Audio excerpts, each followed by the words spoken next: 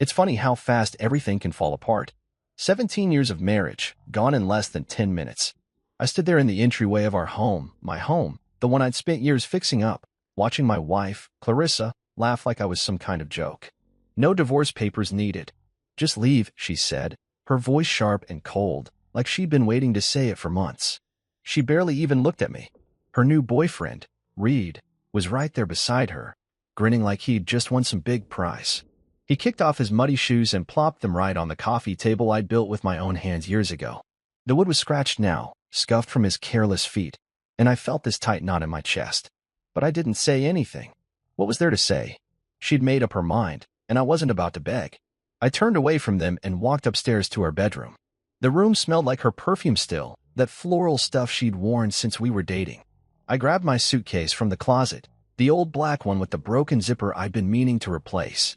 I started folding my clothes, shirts first, then pants, then socks. I took my time, making sure every crease was neat, every stack perfect. It wasn't about stalling. It was about keeping my hands busy so I wouldn't punch something. Downstairs, I could hear them talking, laughing even. Reed's voice was loud, cocky, like he owned the place already. Nice house, I heard him say. Could use some updating, though. Updating. Like he had any right to judge what I'd built. I zipped the suitcase shut and carried it down the stairs. Clarissa was leaning against the kitchen counter now, sipping a glass of wine, my wine, from the bottle I bought for our anniversary last month. She didn't even glance up as I walked past. Reed was sprawled out on the couch, flipping through channels on the TV like he'd lived there forever. I stopped at the front door, my hand on the knob, and took one last look around. The pictures on the wall, us at the beach, us at her cousin's wedding, stared back at me like ghosts.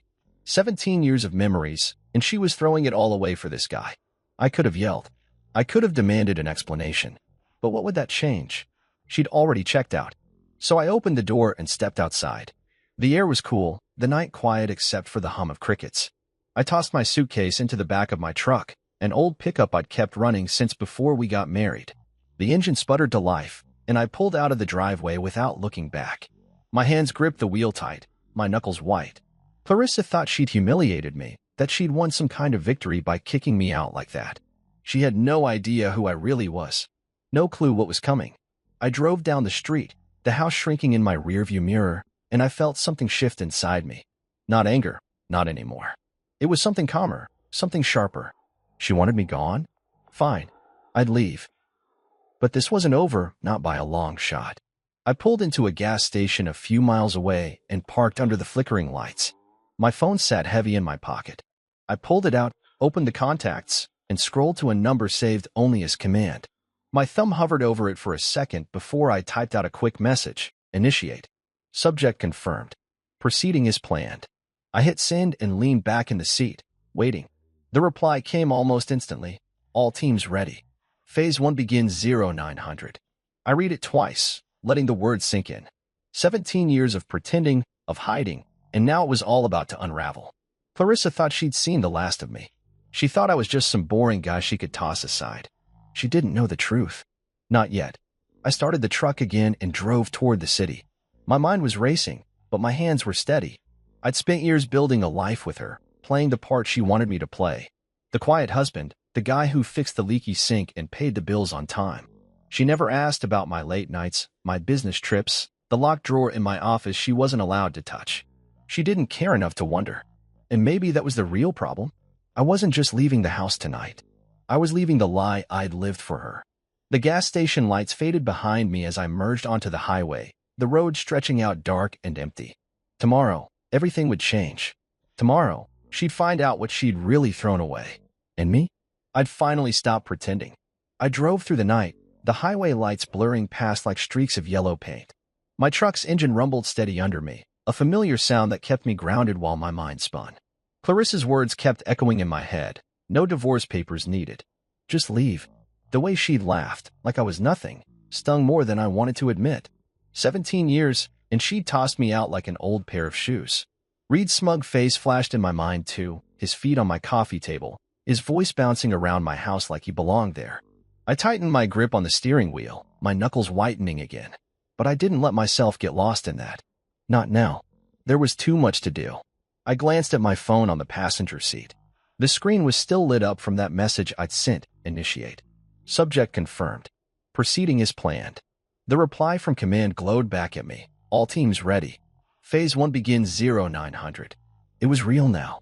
No turning back. I'd always known this day might come, but I never thought it'd be like this. My own wife kicking me out and handing me the perfect opening all at once. She thought I was some boring accountant, stuck in a cubicle crunching numbers for the government. I let her think that. It was easier that way. Safer, too. She didn't need to know about the late-night meetings, the classified files, the times I'd come home with bruises I blamed on tripping down the stairs. She never pushed for more. Never cared enough to ask. The road stretched out ahead, dark and quiet except for the occasional headlights of a passing car. I turned off the highway after about an hour and headed toward a spot I hadn't been to in months, a safe house tucked away in the woods outside the city. The Bureau called it a black safe, a place off the grid where agents like me could lay low when things got messy. The gravel crunched under my tires as I pulled up to the cabin. It didn't look like much, just a small wooden shack with a sagging porch and a rusty mailbox. Perfect cover. I grabbed my suitcase and stepped out, the cool night air hitting my face.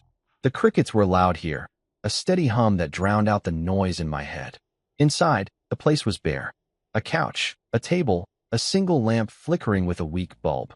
No pictures, no decorations, just the essentials. I dropped my bag by the door and checked my watch. It was just past midnight. 9 hours until Phase 1. I pulled out my phone again and double-checked the signal. Full bars. Good. I need to stay connected. Then I sat on the couch, leaning my head back against the worn cushions. My eyes drifted to the ceiling, tracing the cracks in the wood. This wasn't how I pictured my life at 45, hiding out in a safe house, my marriage in ashes, my wife shacked up with some sleazy guy. But maybe it was better this way. Cleaner. Clarissa never knew what I really did. I told her I worked for the Treasury Department, some desk job tracking budgets and tax forms. It wasn't a total lie, just vague enough to keep her from digging. She'd roll her eyes when I mentioned work, muttering about how dull it sounded. Spreadsheets and coffee stains, she'd say, laughing. I'd laugh too, playing along. She didn't know about the encrypted emails, the burner phones, the times I'd sat in unmarked vans watching targets through binoculars. She didn't know I'd spent the last 3 years tracking a guy like Reed, piecing together his dirty money schemes while she was busy planning dinners and scrolling through her phone. And she definitely didn't know that her soulmate was the key to it all. I stood up and paced the small room, my boots thudding against the floorboards. The safe house had a tiny kitchen in the corner, a sink, a stove, a fridge that hummed too loud. I opened it and found a can of soda, cracked it open, and took a long sip. The cold fizz settled my nerves a bit. I thought about tomorrow, 9 a.m., when the teams would move in. I could already picture it. The black SUVs rolling up, the agents knocking on the door, Clarissa's sleepy confusion turning to panic. She'd have no idea what hit her. Neither would Reed. I almost smiled at that. Almost. Back on the couch, I pulled a small notebook from my suitcase. It was beat up, the leather cover scratched and worn. Inside were notes I'd kept over the years, codes, dates, names. Nothing too specific, just enough to jog my memory if I needed it. I flipped to a page near the back, where I'd written RV months ago. Reed Vallon. I'd been watching him long before Clarissa brought him home. Long before she decided he was her ticket out of our marriage. I tapped the page with my finger, staring at his initials. She thought she'd humiliated me tonight. She thought she'd won. But she didn't know the game had already started, and I was the one holding the cards. I set the notebook down and checked my phone again. No new messages. Good. Everything was on track. I leaned back, closing my eyes for a moment. The safe house was quiet except for that fridge hum and the crickets outside. Tomorrow, it'd all kick off. Tomorrow, Clarissa would see a side of me she'd never imagined. I wasn't just the guy she kicked out. I was the guy who'd been waiting for this moment, planning it, building it. And now it was here. I finished the soda, crushed the can in my hand, and tossed it into the trash. Then I lay down on the couch, my arm under my head. Sleep wouldn't come easy tonight, but I didn't care.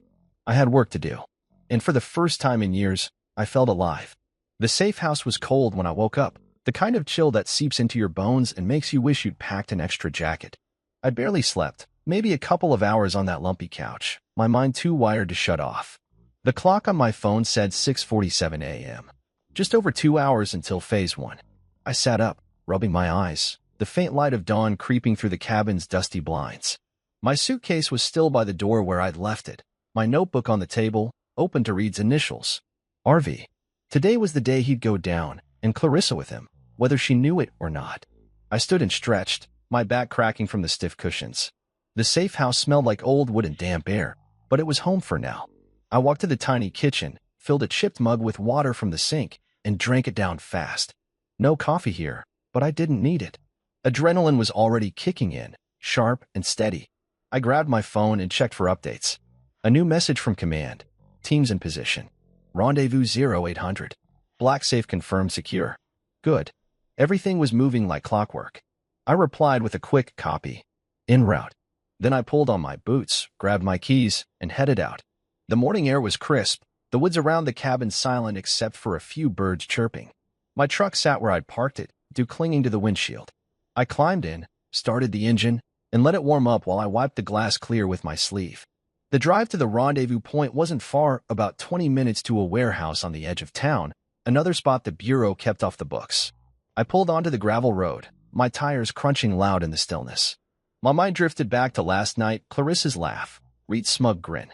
I'd spent 17 years with her, building a life, a home, and she'd thrown it away without a second thought.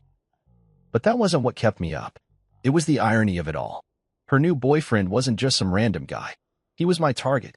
See, I'd been working Reed Vallen's case for 3 years. 3 years of late nights, fake identities, and digging through financial records so tangled it'd make your head spin. He was a hedge fund manager on paper, fancy suits, slick hair, the kind of guy who bragged about his yacht at parties. But underneath it, he was dirty, laundering millions through offshore art deals and crypto scams, moving cash for some nasty people. I tracked him across state lines, tapped his calls, watched his every move. And then, 6 months ago, Clarissa brought him home. "This is Reed," she'd said, all smiles, like she'd found gold. My soulmate. I'd nearly choked on my beer. Soulmate? He was my mark. I didn't tell her, of course. Couldn't. My job, my real job, depended on secrecy. She thought I was just some government pencil pusher, and I let her. It was safer that way. The less she knew, the less she could mess up. But I never thought she'd get tangled in it like this. I pulled into the warehouse lot at 7:58 a.m., parking beside a row of black SUVs.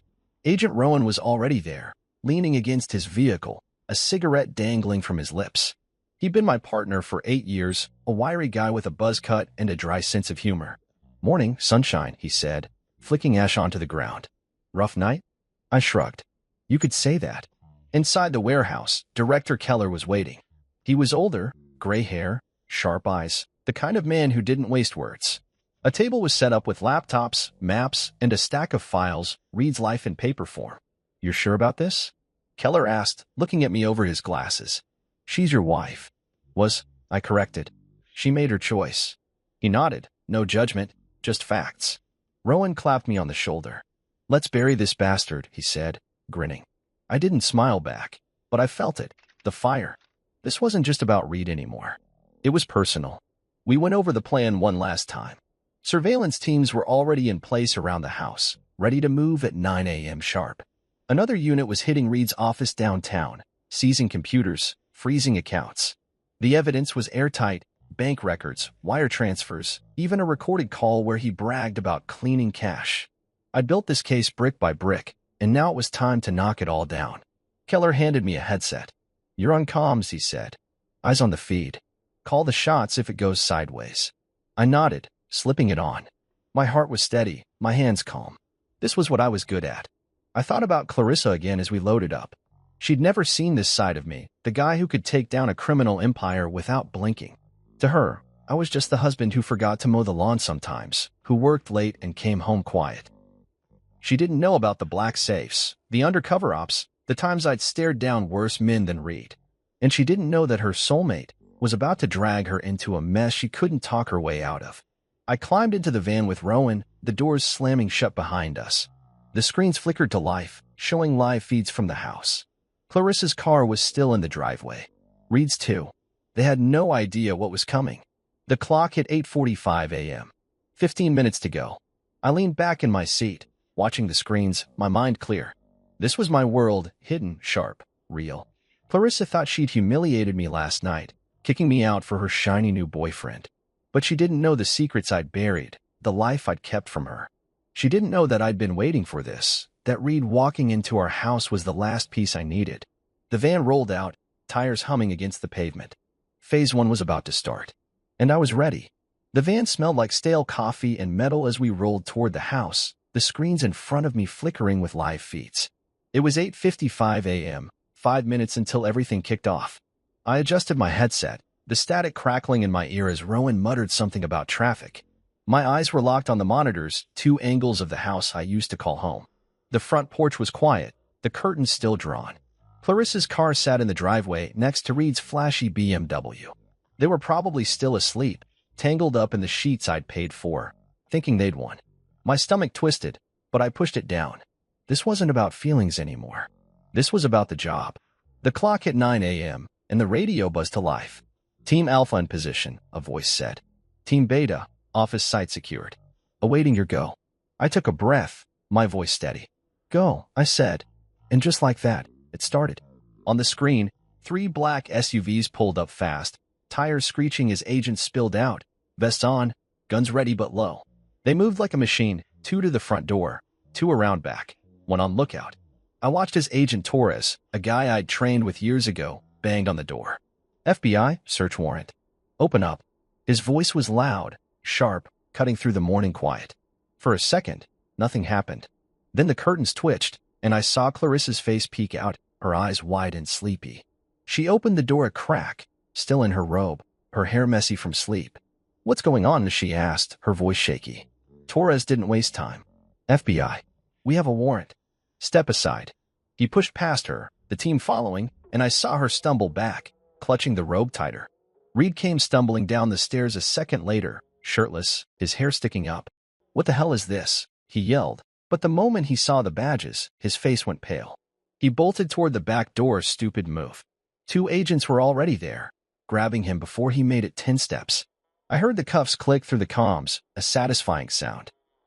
Reed Vallon, you're under arrest, one of them said, reading off the charges, racketeering, money laundering, fraud.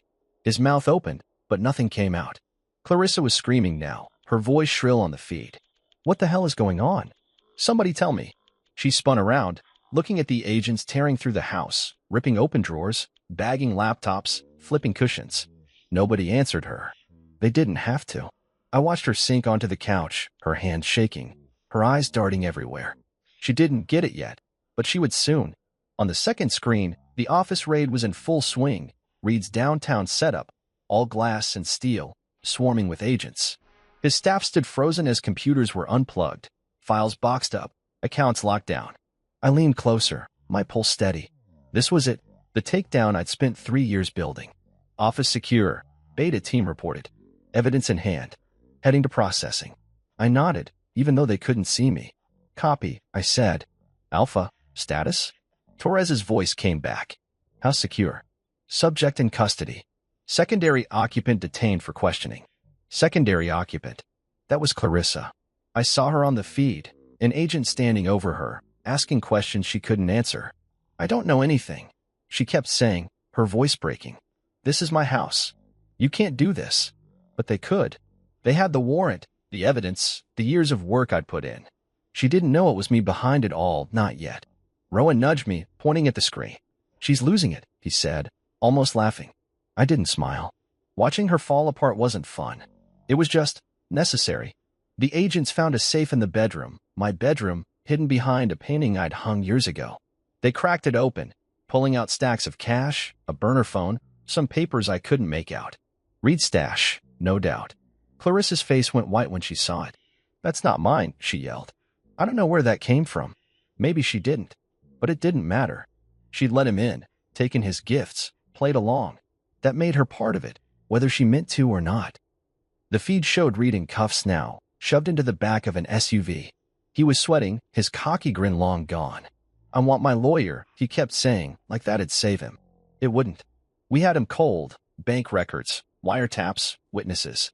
3 years of my life boiled down to this moment. I leaned back in the van's chair, the headset pressing against my ear. The house was a mess now, furniture overturned, closets emptied. Clarissa sat there, head in her hands, crying. An agent handed her a tissue, but she didn't take it. She just kept muttering, "This can't be happening." I thought about last night, her laughing, telling me to leave. She thought she was in control, that she'd humiliated me. Now look at her. The radio crackled again. "Alpha Team, evidence secured. Moving to transport."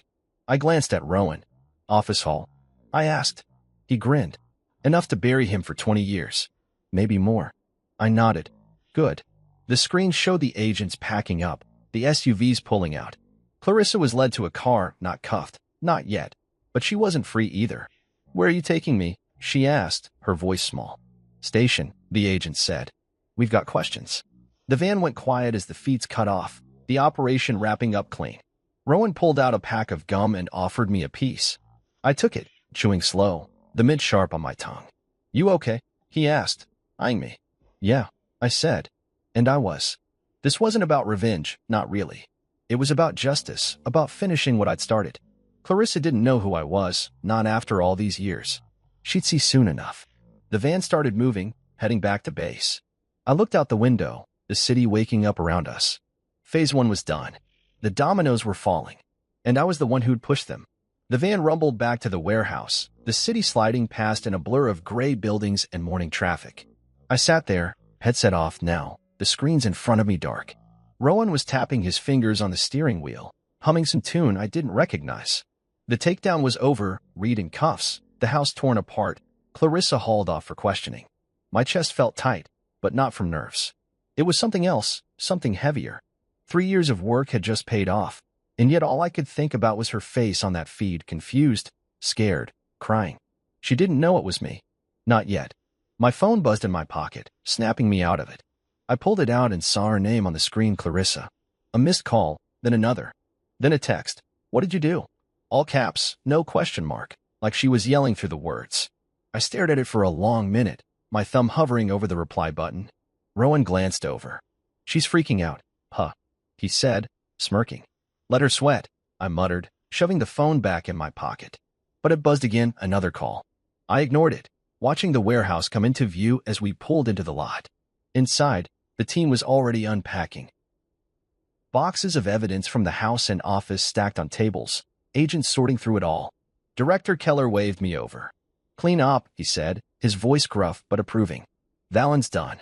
We've got enough to lock him up for decades." I nodded, my eyes scanning the room. Laptops, files, that burner phone from the safe, all laid out like pieces of a puzzle I'd spent years solving. "What about her?" I asked, keeping my tone flat. Keller shrugged. "She's in holding. Claims she didn't know anything." "We'll see." My phone buzzed again, another text. "Answer me." I pulled it out this time, staring at her words. She was desperate now, probably sitting in some cold room at the station, wondering how her perfect little plan had blown up. I opened the camera roll instead of replying, scrolling to a photo I'd taken months ago during a training drill. Me in full tactical gear, vest, headset, the works, standing next to Rowan, a surveillance monitor in the background. You could just make out Clarissa's face on the screen, a still from one of Reed's calls we'd tapped. I hadn't planned to use it like this, but it felt right. I sent it to her. No words, just the image. Let her figure it out. The phone rang again almost instantly. Her name flashed, insistent. I let it ring twice before picking up, my voice calm. "Yeah." She was breathing hard on the other end, like she'd been running. "What the hell is that picture?" she demanded. "What did you do?" I leaned against the table, watching an agent bag up a stack of Reed's fake invoices. "You said no papers were needed," I told her, keeping it simple. "Guess you were right." She started to say something, her voice rising, but I hung up before she could finish.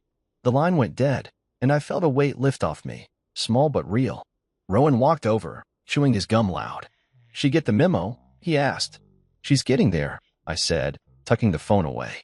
He laughed, shaking his head. "Man, you're cold." "I like it." I didn't respond. Cold wasn't the word. I wasn't trying to hurt her, not like that. But after 17 years of being invisible to her, of her rolling her eyes at my boring life, I wasn't about to explain myself now. She'd see it all soon enough. Keller called us into a briefing room, a small space with a whiteboard and a few chairs. The screens were back on, showing footage from the house raid looped on mute. "Valen's in processing," he said, pointing at a file. "Singing already, trying to cut a deal." I wasn't surprised. Guys like Reed always folded when the cuffs went on. What's he saying? I asked. Keller flipped open the folder. Claims she knew the wife. Says she was in on the accounts, the gifts. Trying to pin it on her. My jaw tightened. She didn't, I said, firm. She's clueless, not crooked. Keller raised an eyebrow but didn't argue. We'll dig. See what sticks. I thought about that, Clarissa knowing. She didn't. I'd lived with her long enough to be sure. She'd taken Reed's money, sure. The jewelry, the car, the villa she'd bragged about, but she thought it was just him showing off. She wasn't smart enough to hide millions, not careful enough to play that game. But the evidence was there. $140,000 in gifts traced to her name, all tied to Reed's laundering. The villa in Mykonos wasn't a timeshare like she'd told her friends. It was a front. She was in deep, even if she didn't mean to be. My phone buzzed again, another call.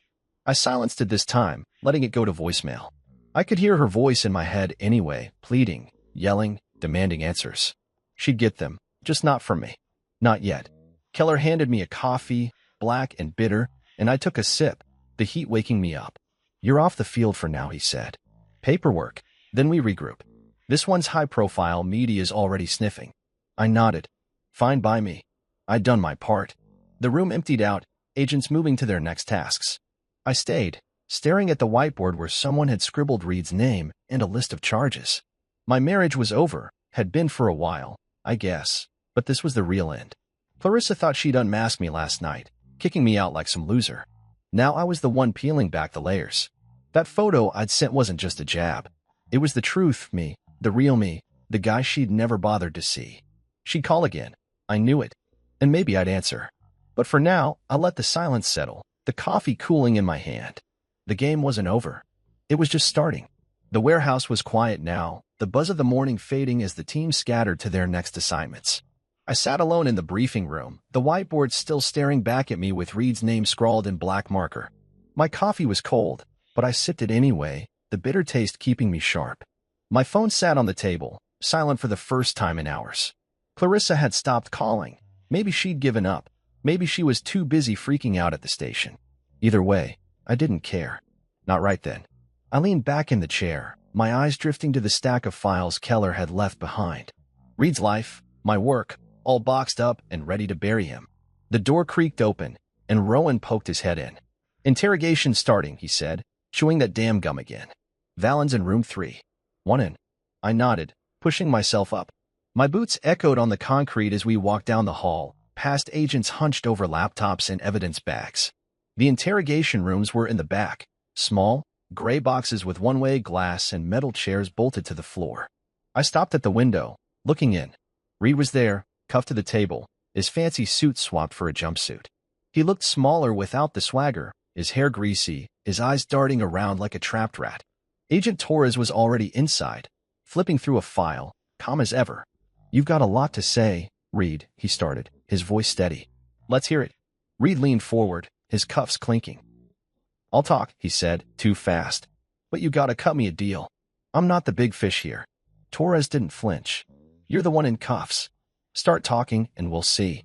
Reed swallowed hard, then launched in. It's her, Clarissa. She knew about the accounts. She helped set them up. The jewelry, the car, she pushed for it. Said we needed to look legit. I felt my fists clench at my sides. He was lying, and not even well. Clarissa didn't know a damn thing about laundering. She could barely balance her own checkbook. But Reed kept going, spinning his story. She's got a safe deposit box downtown. Check it. You'll find proof. Torres scribbled something down, then looked up. We'll check. Anything else? Reed nodded, eager now. The villa, she picked it. Said it'd be our getaway. She's in on all of it. I turned away from the glass, my jaw tight. Rowan raised an eyebrow. He's desperate, he said, throwing her under the bus to save his ass. Yeah, I muttered. Won't work. I knew Clarissa wasn't innocent. She'd taken the gifts, flaunted them, let Reed worm his way in. But she wasn't a mastermind. She was just greedy, blind, too caught up in her soulmate to ask where the money came from. The Bureau would figure that out fast. They already had the paper trail, $140,000 in assets tied to her name, all from Reed's dirty cash. Jewelry she wore to parties, a car parked in our garage, that villa she bragged about on the phone to her sister. It was enough to drag her in, even if she didn't know the full game. I walked back to the briefing room, needing air. My phone buzzed again, not Clarissa this time, but my lawyer, Mike. I answered, keeping it short. What's up? His voice was all business. She's asking to see you. Clarissa. Called my office from the station, says it's urgent. I rubbed my temple, the headache starting to build. She's in holding? I asked. Yeah, Mike said. Not charged yet, but they're digging. She's scared. Wants to talk. I didn't say anything for a second, just let the words hang there. You don't have to, he added. She's not your problem anymore. He was right. She wasn't. But something in me, maybe the 17 years we'd had, made me nod. Set it up, I said. I'll go. The call ended, and I sat back down, staring at the files. Reed was still in there, flapping his gums, trying to claw his way out. The safe deposit box was a bluff. I bet my truck on it. But the villa was real. We traced it weeks ago. A $2 million property in Mykonos bought through a shell company Reed controlled. Clarissa thought it was a romantic gift, not a laundering front. She'd posted pictures online, all smiles, oblivious. Now it was evidence, and her name was on the deeds. Probation at least, maybe worse.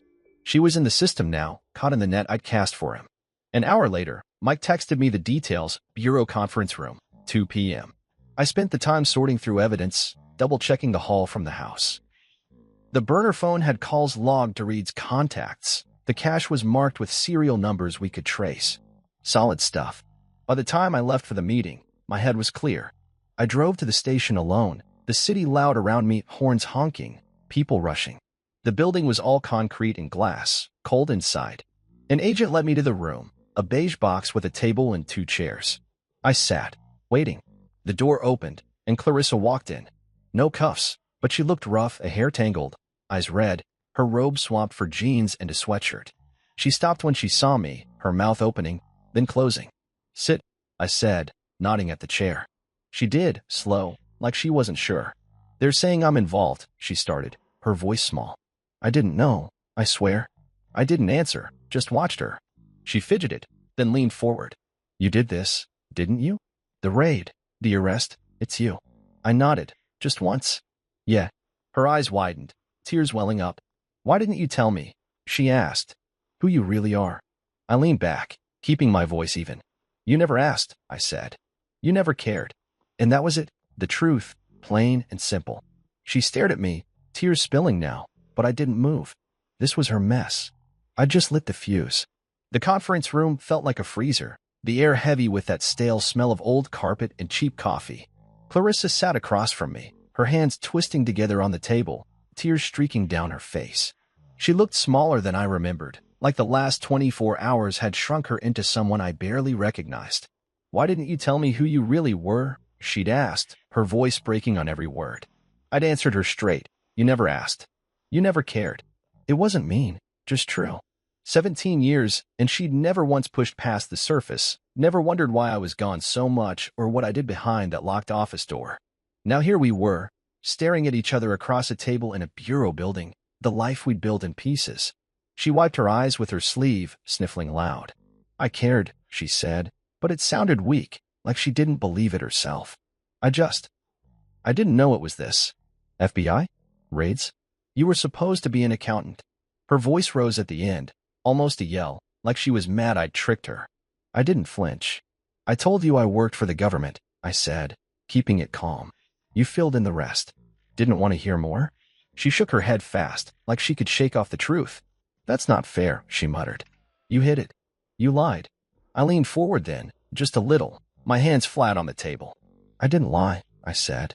I protected you, kept you out of it, until you let him in. Her face crumpled at that. Reed's name didn't even need saying. She knew who I meant. I didn't know what he was, she whispered, staring down at her hands. He was nice to me. He listened. You were always distant. Distant. The word hit me, but not hard. She wasn't wrong. I'd been gone a lot, late nights, trips I couldn't explain, walls I had to put up to keep my work separate. But I tried. I'd fixed the house, paid the bills, sat through her endless stories about her friends. She just stopped seeing it. Stopped seeing me. You wanted a soulmate, I said, my voice steady. You got one. She started crying harder then, big sobs that shook her shoulders. I didn't mean for this, she said between gasps. The money, the stuff, I thought it was just gifts. I didn't know it was illegal. I believed her, mostly.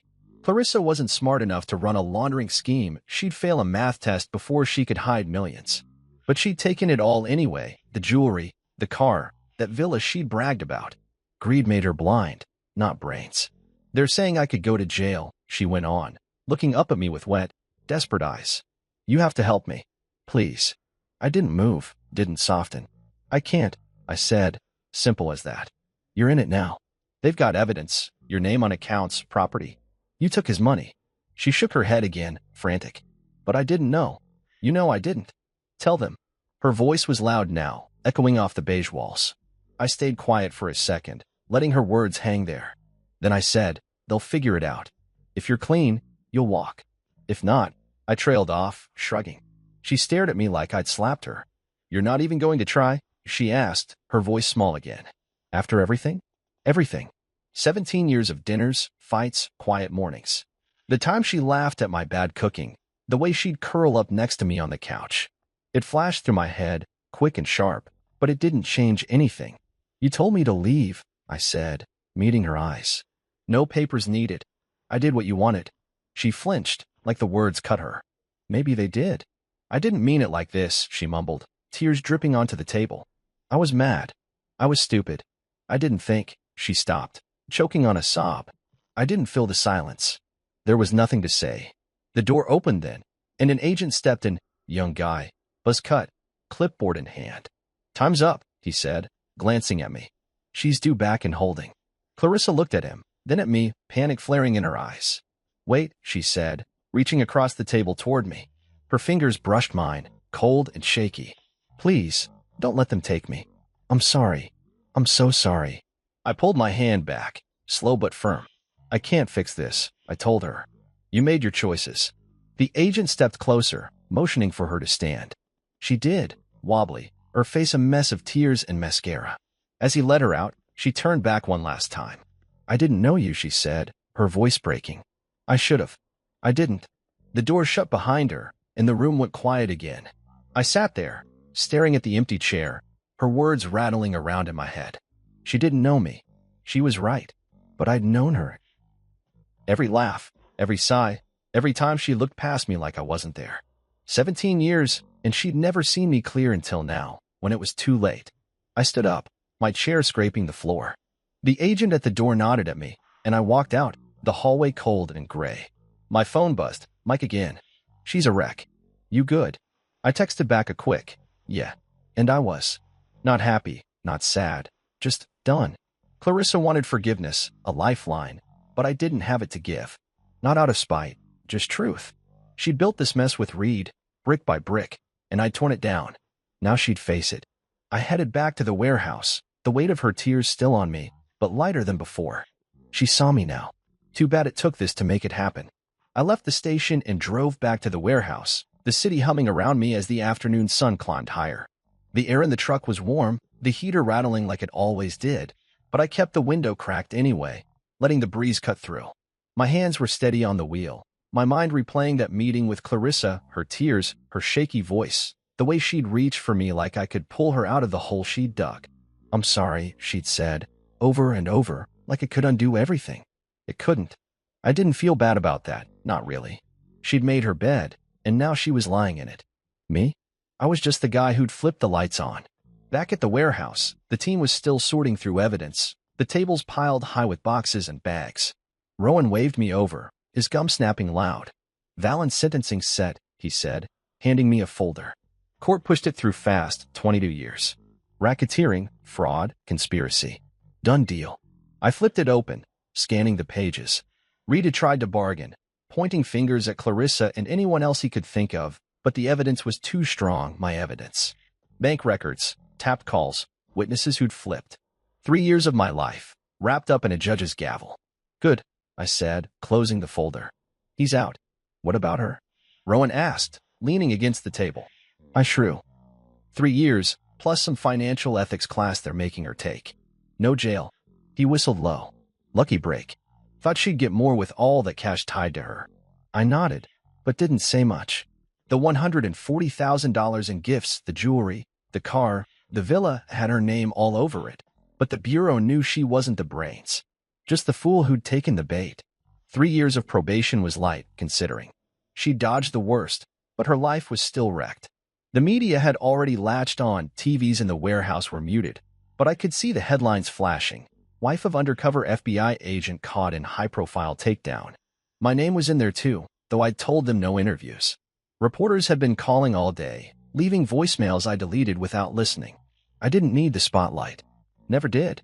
Watching Reed get hauled off and Clarissa's world crumble was enough. Justice didn't need a camera crew.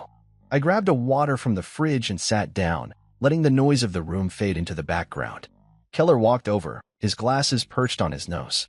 "Press is eating this up," he said, nodding at the screens. "You sure you don't want to say something? Looks good for the Bureau." I shook my head. Let them run their stories. I'm done talking. He studied me for a second, then nodded. "Fair enough. You've earned that." He dropped a new file on the table, thicker than Reed's. "Next case," he said. "Whenever you're ready." I didn't open it, just tapped it with my finger. "Soon," I said. He walked off, leaving me with the hum of the warehouse in my thoughts. Clarissa's face kept popping up in my head, not the crying wreck from the conference room, but the way she looked last night, laughing as she told me to leave. No divorce papers needed, she'd said, so sure she'd won. Now she was on probation, her boyfriend locked up, her name plastered across every news channel. The house was gone too, seized by the feds, set to be auctioned off with the villa and everything else Reed had touched. She'd moved in with her sister, last I heard. No more fancy cars, no more trips. Just a small apartment and a court-ordered class on how not to be a fool with money. I stood up, stretching my legs, and walked over to the evidence tables. The stuff from the house was there, my old laptop, the safe's contents, even a photo frame I'd hung in the hall. Me and Clarissa at the beach, smiling like we meant it. I picked it up, running my thumb over the glass. That was a long time ago, back when she still looked at me like I mattered. I set it back down, face first, and turned away. No point in holding on to it. The past was done, and I wasn't the type to dwell. My phone buzzed. "Mike, my lawyer. Press keeps calling. You sure no comment?" I texted back. "Sure. Let it die down." He replied with a thumbs up, and I pocketed the phone.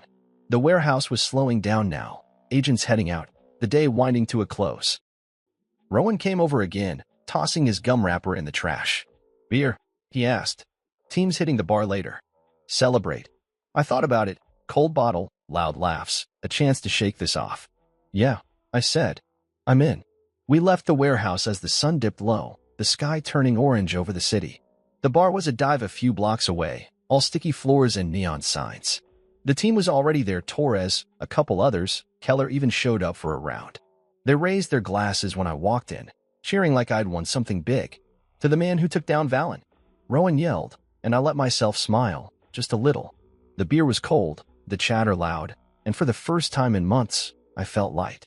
No more hiding, no more pretending. Reed was gone, Clarissa was out, and I was still standing. The night stretched on, the bar emptying out slow. I stayed until last call, nursing a second beer, watching the team laugh and swap stories. This was my life now, work, purpose, people who got it. Clarissa had her sentencing, her probation, her sister's couch. I had this, and it was enough. I paid my tab, stepped outside, and breathed in the cool night air. The headlines would fade, the calls would stop. Tomorrow, I'd open that new file. Tonight, I just walked home, the city quiet around me, feeling like myself again. The morning after the bar, I woke up in my new apartment, a small place downtown, all bare walls and unpacked boxes. The bed was just a mattress on the floor, but it was mine, no traces of Clarissa or the life we'd had. Sunlight slipped through the blinds, hitting my eyes, and I groaned, rolling over to check my phone. It was 7:30 a.m., later than I'd meant to sleep. A text from Rowan sat unread. "Good night? Huh?" Team's still buzzing. I smirked, tossing the phone aside. Last night had been loud, beers, laughs, the team treating me like some hero. It felt good, but now it was back to reality. I got up, my joints stiff from the mattress, and shuffled to the kitchen. The coffee maker was still in a box somewhere, so I boiled water in a pot and dumped in some instant grounds. It tasted like dirt, but it did the job. I leaned against the counter, sipping slow, staring out the window at the city waking up. Cars honked below, people rushed along the sidewalks. My old life, the house, Clarissa, the pretending was gone. The feds had seized it all, The house sold at auction. The villa in Mykonos, too. Last I heard, the money went as some victim fund. Didn't matter to me. I didn't want it back. My phone buzzed again, Keller this time. Office, 9 o'clock. Promotions official. I set the mug down, a small grin tugging at my lips. Head of Covert Financial Crimes. After the Reed takedown, they'd pushed it through fast. More responsibility, more cases, a bigger desk. I'd earned it, sure, but it still felt strange. 17 years of hiding who I was, and now I was stepping up, out in the open. Well, as open as this job got. I showered quick, the water lukewarm, and pulled on a clean shirt and jeans. No suit today, just a meeting, no field work. I grabbed my keys and headed out. The bureau office was a 20-minute drive, all glass and steel, humming with quiet energy. I parked in the garage, nodding at the guard who waved me through. Inside, the place smelled like paper and disinfectant, same as always. Keller was waiting in his office, a corner room with a view of the skyline. Sit, he said, pointing at a chair. I did, and he slid a badge across the desk, my name, new title etched below it. Head of Covert, he said, leaning back. You're running the show now. Pick your team, set your cases. Budget's yours too. I picked up the badge, the weight of it solid in my hand. Thanks, I said, meaning it. He nodded, no fuss. Don't screw it up. The team threw a small celebration later, coffee and donuts in the break room, a few claps on the back. Rowan grinned, holding up a cruller. To the boss, he said, and the others laughed. Torres was there, a couple new faces too. They'd all heard about Reed, the raid, the headlines. You're a legend now, one of the rookies said, half joking. I shrugged it off. Just did the job, I told him, grabbing a donut. But inside, it hit me. This was respect, real and earned. Not the quiet nods I'd gotten as Clarissa's husband, the guy who fixed the sink and mowed the lawn. This was different. After the break room cleared out, I settled into my new office, bigger than my old cubicle, with a window and a desk that didn't wobble. The file Keller had given me yesterday was there, waiting. I opened it, flipping through pages of a new target, some crypto scammer out west, early stages of a case. It felt good to have something fresh, something mine. I started jotting notes, my pen scratching against the paper, the rhythm familiar. This was my life now, work, purpose, a clear path. No more late-night fights with Clarissa, no more pretending I was less than I was. My phone buzzed again as I worked, Clarissa's name this time. I hesitated, thumb over the screen. It had been days since the conference room, since her tears and apologies. I'd heard she'd moved in with her sister, a cramped place across town. Probation had started, her name still popping up in the news now and then. I opened the message. Can we talk? Please. I need to say something. I stared at it, the words simple but heavy. Part of me wanted to delete it, let it fade like the rest. But another part, the part that remembered 17 years, made me pause. I didn't reply, just set the phone face down and went back to the file. The day stretched on meetings, paperwork, a quick lunch from the vending machine. By evening, the office was quiet, just me and the hum of the lights. I leaned back in my chair, looking out at the city skyline, all lit up in the dusk. The promotion, the team, the new case, it was a life I hadn't pictured a year ago, stuck in that house with a wife who didn't see me. Now I was here, building something real. Clarissa's text nagged at me, though. I picked up the phone again, reading it once more. I need to say something. What was left? She'd said plenty, sorry, scared, shocked. I'd heard it all. I deleted the message, my fingers steady as I hit the button. No reply, no call back. She'd made her choices, Reed, the money, kicking me out. I'd made mine too, walking away, tearing it all down, starting over. The trash can icon blinked, then faded. Done. I stood up, grabbed my jacket, and locked the office door behind me. The hallway was empty, my steps echoing as I headed to the garage. Outside, the air was cool, the city alive with noise. My truck started with a sputter, and I drove home, the skyline shrinking in the rearview. This was aftermath, hers in ruins, mine rising. And I was good with that. The new office felt like a fresh start, all clean lines and quiet corners, a far cry from the cluttered cubicle I'd hunched in for years. It was Monday morning, a week after the promotion, and I walked in with a coffee from the shop downstairs, real stuff, not the instant junk I'd been choking down at the apartment. The view from my window stretched across the city, the skyline sharp against a pale blue sky. My desk was already piled with papers, that crypto scammer case staring up at me from an open folder. I set the coffee down, hung my jacket on the chair, and got to work. This was it, the real goodbye to everything I'd left behind. I flipped through the file, my pen scratching notes as I went. The target was some slick guy out of California, moving dirty cash through fake NFT sales, millions washing in and out like tidewater. It was early days, just leads and hunches, but it felt good to dig in. My phone stayed quiet, no buzz from Clarissa or anyone else. Deleting her last message had closed that door for good, and I didn't miss the weight of it. The clock on the wall ticked past 9 a.m., the office waking up around me, phones ringing, footsteps in the hall. Rowan poked his head in, grinning. "Boss man settled," he said, tossing a stress ball my way. I caught it, tossed it back. "Getting there," I said. He lingered, leaning on the doorframe. "Team's ready when you are. That's some new blood itching to chase this crypto clown." I nodded, tapping the file. "Briefing at 10. Bring coffee." He laughed, saluting as he left. I like this, running the show, picking the plays. It wasn't about power, just purpose. For years, I'd been the guy in the shadows, tracking Reed, hiding who I was from Clarissa. Now I was out front, no more masks. I sipped the coffee, the warmth spreading through me, and kept reading. The case was messy: shell companies, encrypted wallets, but I'd cracked worse. Reed was proof of that. Mid-morning, the team filed in Rowan, Torres, two rookies with eager eyes. I stood at the whiteboard, marker in hand, laying it out. "Target's name is Ethan Bryce," I started, writing it big. 34, lives in LA. Runs a front called Bryce Digital Arts. We've got him tied to $8 million in suspect transfers, but it's deeper. I want eyes on his accounts, his contacts, his habits. They nodded, taking notes, the room buzzing with focus. Rowan smirked. "Another read, huh?" I shook my head. "Smarter. Quieter. We move slow, build it tight." The briefing stretched an hour, questions flying, plans forming.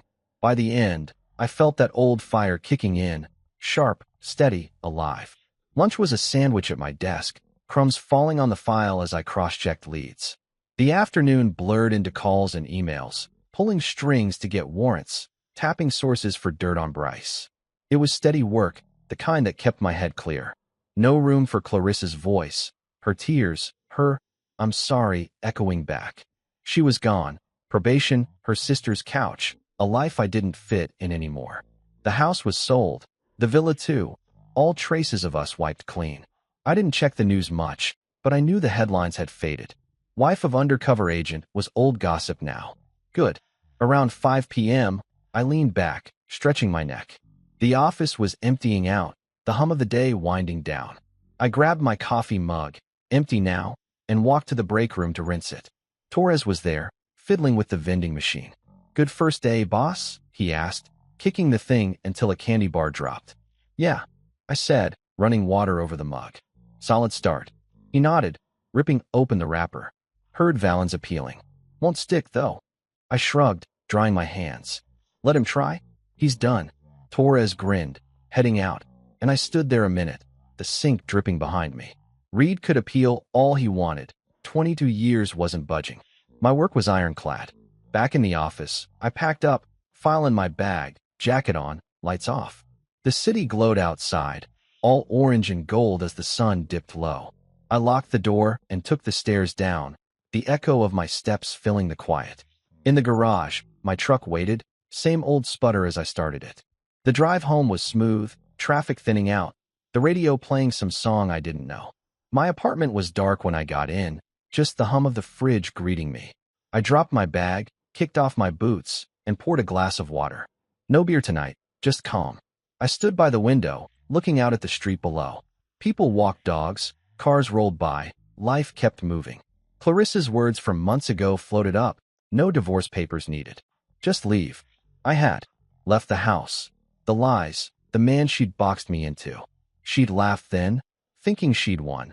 But I'd walked away with more than she'd ever know. Dignity, purpose, a life that fit. The warrant I'd served wasn't just for Reed. It was for me too, cutting free the weight of her disrespect. I didn't need a lawyer to sign it off.